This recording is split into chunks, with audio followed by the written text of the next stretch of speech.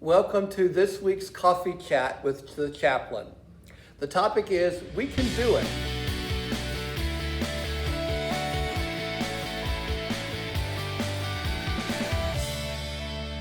Doing our part against the pandemic. I think that this is, in some ways, a defining battle for this generation. Many of our residents here at Village on the Green are part of what Tom Brokaw has named the greatest generation. This generation was defined by World War II and the demands it made on citizens of our great nation. And in spite of an initial reluctance to join in what many considered was just a European conflict, Americans were shocked into action by the attack on Pearl Harbor. Men were drafted into service. Industry was mobilized to produce ships and tanks and planes and munitions. Many young people just showed up at recruiting stations and volunteered to serve. Women entered the workforce like never before. And rationing helped preserve valuable resources for the war effort, including victory gardens that provided perhaps as much as 40% of the food in America. Well, each generation has its own defining moments. Since World War II, we've had wars in Korea, Vietnam, Desert Storm, Afghanistan, parts of Iraq and Syria. We've known the Cold War against communism and the ongoing threat of terrorists. We've had social movements that have been a big part of our nation's history, guaranteeing equal rights for women and minorities. We've known the scourge of HIV and AIDS. And now, the worldwide pandemic of this coronavirus we call COVID-19. It's spreading like wildfire, making people sick, disrupting our economic stability, and taking the lives of many people. This may become the defining moment of my lifetime, more so than even the upheaval of the 60s or the corruption of Watergate. During World War II, as many of you know, many Americans did their part to serve the greater good. You can see this on many of the posters from the World War II era, posters that were used to help galvanize public support for actions that aided the public good. Some of the messages were encouraging, like the "We Can Do It" photo. Other messages asked for support for those who were going abroad, writing letters, doing things that would lift their morale. I especially liked some of the posters that reminded the American people of specific things they could do, actions they might take, sacrifices that they could be part of to help the war effort. Plant a victory garden, use your ration stamps carefully, things like that. So I think that is what we need today. We may not be getting the kind of direction and encouragement from state and national leaders, although I think we are from many of our local ones. But here at Village on the Green, Rachel, Gail, our leadership and team members are guiding us, encouraging us, and supporting us in many ways each and every day. We are blessed to have such a community of residents who are friends and neighbors who help each other out. And we have a dedicated team of workers who really do care about the people they serve. So what else can we do? Well, first, pay attention to the 3 W's. Wear our masks when we're out with anybody nearby. Wash our hands to keep from spreading things both elsewhere and to ourselves. And watch our distance. Did you get that? Wear masks, wash hands, watch our distance. When we are diligent in these 3 W's, we have a very good chance of keeping the virus from spreading. People outside of our campus, I think, have been less diligent of these 3 W's, and Floridians are paying the price with sickness and death. So it is up to us to protect each other. So we can, number 1, pay attention to the 3 W's. Number 2, I wonder if we might apply some of the lessons that worked for the greatest generation. How about planting a victory garden? Now, I know several people who have taken the gift they were given of having extra time at home or having kids at home because they weren't in school, and they've started or expanding gardens in their backyards. I know people who are growing herbs for cooking and seasoning in window boxes. But even if you don't have a backyard or a green thumb or children at home to help pull the weeds in any of those, you might be able to cultivate the seeds of a victory garden in your own life. You can tend to what is most important to you and your family, and you can grow a resilient attitude that will help you carry the day. So how do we cultivate seeds of victory in our victory garden of life? Well, number one, believe that you can grow seeds of victory. Believe that you can do it. You know, outside forces and the circumstances are things that happen to us, but how we respond to them is up to you and me. That's also the message of successful aging that many of us have been doing well. There are small daily steps that we can take that help us to live well. My own mother recently discovered this. After a long time of what seemed to me for her was giving in to just the forces of aging without a lot of effort along the way, she had a health scare that put her in the hospital. And then she spent 2 weeks in a rehab center, much like our health center.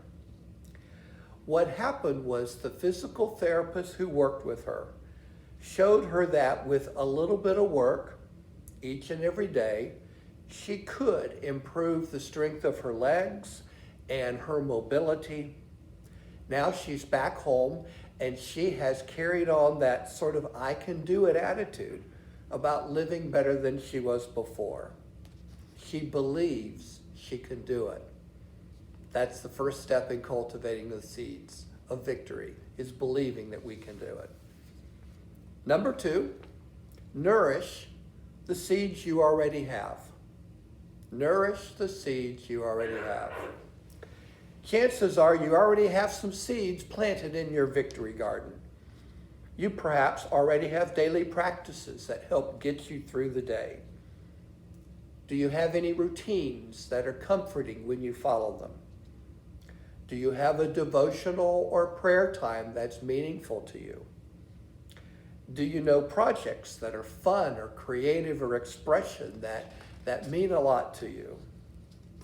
Do you have relationships that are positive with a family member or a friend or a neighbor? See, you likely already have something in your life that builds you up. And so maybe these seeds that you already have need a little extra watering. Did you used to do something, but you gave it up, or you got busy and it faded away?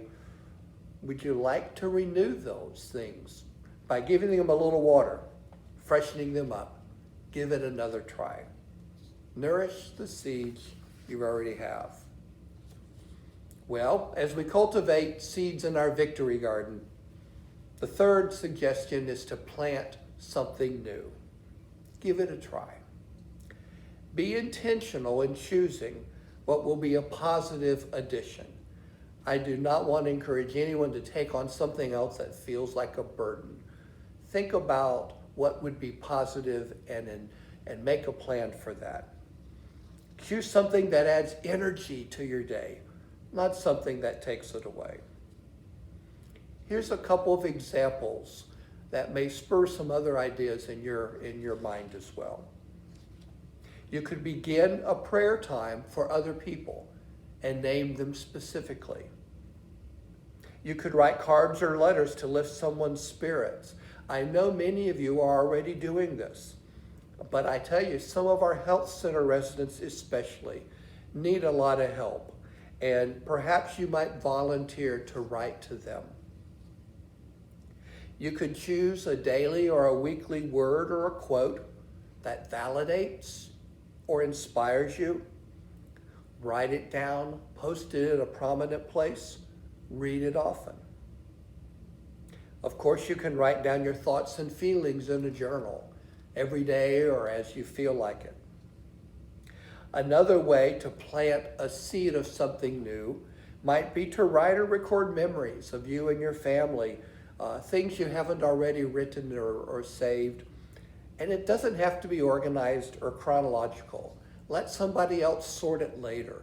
Just put some things down that might be worth saving for the future. Another example might be to read a book or an article that is outside of your usual practice, or what I like to call outside of our usual comfort zone. Sometimes there are things that we spur new ideas or something if we're willing to venture a little bit into a new territory. Pick something. Pick one of these seeds to plant and try something new and do it. But do it only as long as it has a positive influence, that it builds you up. If you try something and it feels like work, then stop it, try something else. So cultivate seeds in your victory garden by planting something new. And the fourth and the last point in our victory garden is to push ourselves a little bit. Face up to the challenges. Are you one of those people who are aware that depression likes to creep up on you? You know who you are. Perhaps you can challenge those depressed feelings head on by doing a little more physical movement or exercise. That could help. Well, what if you are a reader? You like to read, but you find it hard to read for a long period of time. If you're like me, if I try to read at night, I end up dozing off and reading the same thing 4 or 5 times.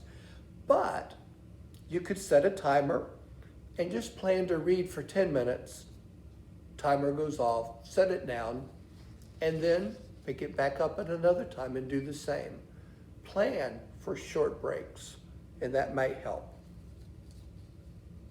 As a chaplain, I know that sometimes we have wandered away from a faith tradition in which we were raised. That happens to a lot of folk. You might consider revisiting your roots, not by necessarily doing the same thing from the past, but perhaps reading a new book, talking to a trusted individual, looking for something that maybe didn't apply or was meaningful in the past, but in your faith tradition might be meaningful to your life today. It's worth a consideration. Or are you curious about another faith tradition? Perhaps you could trust your judgment, read a little, and safely explore what something else is all about, because there might be something there that sparks something new in yourself. Another way that we might push ourselves just a little in growing seeds in our victory garden is to consider if there's a person or a task that we've been avoiding. Now, don't do anything that's discouraging or interact with someone who is critical or puts you down or is destructive to yourself. But give some thought about whether there's something positive you can gain by overcoming this hesitation or this something or person that you've put off for a while. It's worth thinking about. Well, in all of these areas, the key is to take charge of your life. You can do it. Together, we can do it. The war against the pandemic is going on longer than anyone would like, and it's more costly in many ways than we had hoped. So, I think we can brace ourselves for the challenge. We can do our best to rise to the occasion. We already have seeds of potential in our lives, and we can plant some new ones so that with a little attention, they can grow in our victory garden in our lives and strengthen us for whatever we may have to face tomorrow. Remember, we are not alone in this. We have each other, and we have the power of God on our side. If you would like to do some of these things, and if you wish, give me a call. We can talk about it. I am your chaplain and your friend. We can do it. Thank you.